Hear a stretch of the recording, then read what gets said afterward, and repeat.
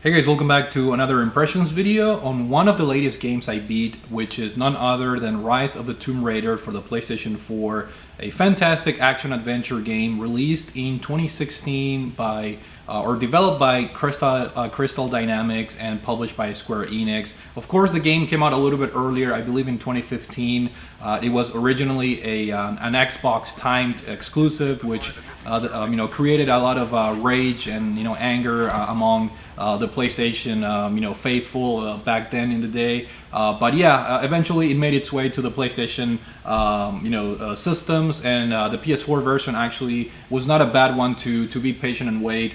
This is labeled as the 20-year celebration, and it comes with I believe all the downloadable content and a bunch of additional unlockables like classic costumes and whatnot. So and even a VR mode from what I understand. So a pretty complete version of the game for those that were patient back in the day to get it on PlayStation systems. But I finally got around to play this game. As you guys know, I was a huge fan of the 2013 reboot for the PS3 and 360. I played that on the PS3, as you guys can see here. I made an impressions video all the way back in the day when I completed this game, and I absolutely loved the 2013 Tomb Raider game. Absolutely loved the reboot of Lara Croft being a more mature, female character, more qualities than the sex symbol, young Lara Croft that was the kind of like the staple of the early of the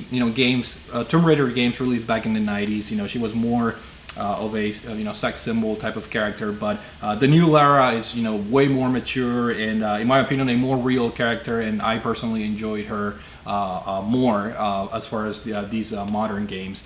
But yeah, Rise of the Tomb Raider, it took me this long to play the sequel to the 2013 game, and hopefully the plan is to not wait as much to play Shadow of the Tomb Raider, which is the third game that on the trilogy. So hopefully next year I'll probably fire that game up. And you guys know me, I love these action adventure games that are similar to Uncharted, and the Tomb Raider games are great, and Rise of the Tomb Raider is no different. Story-wise, I believe this takes a year after the events of the 2013 Tomb Raider game, and it has Lara Croft exploring the Siberian region for this like lost city that supposedly houses a treasure that gives immortality to whoever discovers it. So she is on a mission to find out if this is true or not, and she follows the footsteps of her dad, Mr. Croft, who did extensive research on that lost city where this immortality treasure is it's buried. But a lot of people said he went crazy and eventually committed suicide through that research. So that's one of the interesting points of the story. You have a little bit more of a background, not only on Lara's dad, on his past, but also on her childhood and some of the events that took place as you progress through the game. There are cutscenes and where you see that interaction between a young Lara and her dad.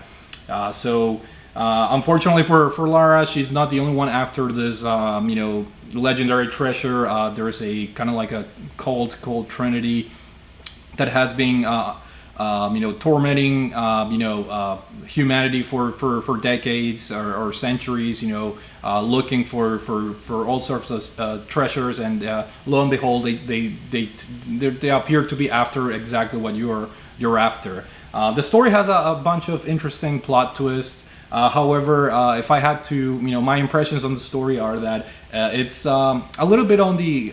If I had to rate it, I'd say it's above average. It's nothing great. There's some weaknesses in terms of the villain, in my opinion, that he was a little bit underwhelming, and some of the plot twists were not fantastic or anything like that. But overall, it was a fairly good, above average story for this particular game. That's basically the story. As far as graphics, this game looks great. I played this on the PlayStation 5, by the way, so there's some improved performance versus the original PlayStation 4 version of the game, which was great for me personally. There's a mode where you can activate 60 frames per second. Or there's a image quality mode where you can play at 4K resolution, but only capped at 30 frames per second.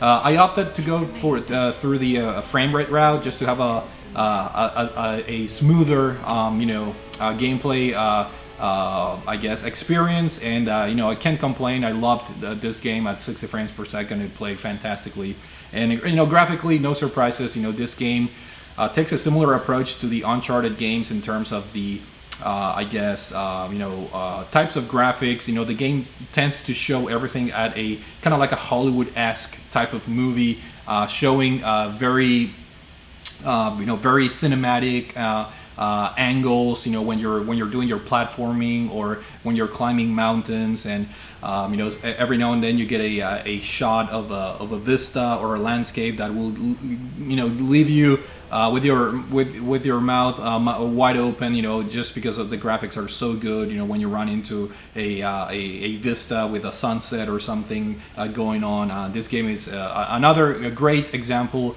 of how to do these adventures game the proper way. And there are obviously improvements over the first game that I really appreciated, especially in the character models. I really liked the improvements in Lara's. I guess it's just a more detailed character in terms of the facial expressions and animations and all of that. So can't complain. Graphically, this game looks great. A little bit on the I guess blue side of things, in the sense that since the game takes place in Siberia, a lot of the I guess landscapes are kind of like ice themed, if you will, or snow themed. However, fortunately, there are some early levels and some tombs that are that have a different scenario, a little bit of a different showcasing in terms of graphics, green forests and things like that. So thankfully, there are a couple of different areas that break up the monotony of the ice/snow theme of the game, and that's pretty cool. In terms of the soundtrack, it's pretty decent, but however, I wasn't blown away or anything like that. Kind of, like in the Uncharted games, where I think the soundtrack is typically top notch. However, the voice acting, I thought it was pretty good. Very well scripted. I guess dialogue in this game. All the characters are voiced. And it helps add to the cinematic sequences in the game. Just a very good voice acting overall in this game to, I guess, to convey the story throughout the game. So no complaints in the sound department. Although the soundtrack and the songs in the game, were nothing noteworthy in my opinion. And then finally, the gameplay. That's where this game, in my opinion, shines. And I dare say that I'm starting to like these Tomb Raiders way more over the Uncharted games in terms of the gameplay, just because I think that these Tomb Raider games have a little bit more freedom in what you can do. Similarly to the previous game, Rise of the Tomb Raider offers kind of like a semi-open hub areas that are pretty cool, but in this game they're pretty big, way better than the first one. And they offer a lot of things for you to do, like side missions. You can undertake side missions. You can explore, open up your map, get collectibles, learn new languages in the game, which allowed you to get even more collectibles and things to track on your map. So the semi-open hub areas in this game are great, and they give you that freedom of breaking up the linearity that perhaps the Uncharted games have. Although one of the Uncharted games had that concept of kind of like an open level, but the Tomb Raider games so far, in my opinion, have done a better job of providing that freedom of you can either go to the main mission or do some sort of side quest or exploration and whatnot. So it's pretty fun. Obviously, the combat is based on a different number of weapons that you can equip Lara with. You have your typical handguns or rifles. Shotguns, obviously, that can be upgraded with special types of ammo, and then obviously you have the ability to craft things, and which is pretty cool. And then you have your trustworthy bow and arrow. It makes a comeback from the previous game, which is great for stealth sections of this game, which are there are many sections like that. And in my opinion, they're not annoying. Some games I think over-exaggerate the stealth elements, but this game does a pretty good job of offering those sections, and they're kind of optional. Like if you wanna, don't wanna create a scene, you obviously go for the stealth route, but you also have that freedom of just going all guns blazing and dispose of your enemies in that way. So very fun combat system, very precise, and allows you to craft things, and you can craft things like explosives as well. So it's more than just firepower. You can be pretty creative with explosives that you can craft, and also with the environment. Using the environment to your advantage. It's a pretty cool element. Another cool thing that you can do, similarly to the first game, is you can hunt for different wildlife to get materials. With the materials, you can craft new things like new bows or new arrow types, and things of that nature, explosives. And of course, as you kill enemies or advance in sections of the game, you get XP points or experience points that you can use to unlock new skills. And the skills really are addicting to add to your arsenal, because they just make your character better. You get survival skills like retrieving arrows from dead bodies so you can conserve ammo, or you get to learn new abilities, increase your health, or being able to withstand more damage from enemies and whatnot. So skill points are very important, which is why I enjoy in these types of games, going for collectibles. I enjoy doing the side missions because they do have rewards that matter, in the sense that you get XP, you can use the XP points to get new skills, and your character just becomes a badass as you progress through the game, which is a win situation for me, and something that I really enjoy. With that being said, I played this on normal difficulty, and this is one of those games where I think the normal difficulty kind of like leans towards the easy kind of like difficulty. I don't want to say it was disappointing, but the game was definitely on the easier side. So keep that in mind if you're looking for a challenge. This is not a very challenging game on normal mode, at least. So just keep that in mind. And of course, being the PS4 20th anniversary version, there's a DLC included in it.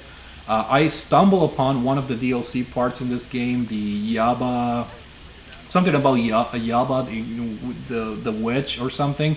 I thought it was a side mission in the game, but it turns out it's one of those DLC contents. But I like how it was organically included within the game.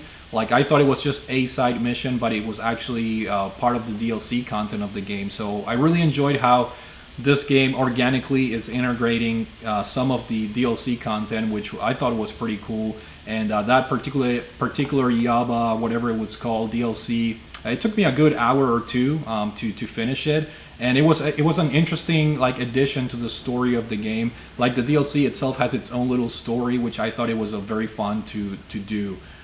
And closing out the gameplay element, of course, you have the non-combat parts of the game where you can, climb mountains. You can use your axe to, jump from one mountain to the next or whatever. The platforming sections in this game are pretty fun to do, just because the jump physics in these games are pretty forgiving. You don't have to be super exact.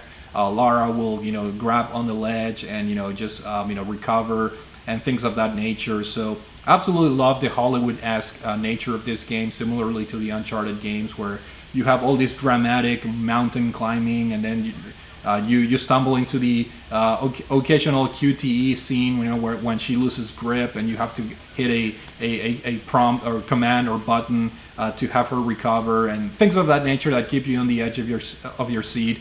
And I love these adventure games where they are presented to you in a movie-esque, Hollywood-esque type of presentation that it makes for a fun game. And Rise of the Tomb Raider is no exception. So the only regret I have is not playing this any sooner, but hopefully Shadow of the Tomb Raider will not suffer the same fate.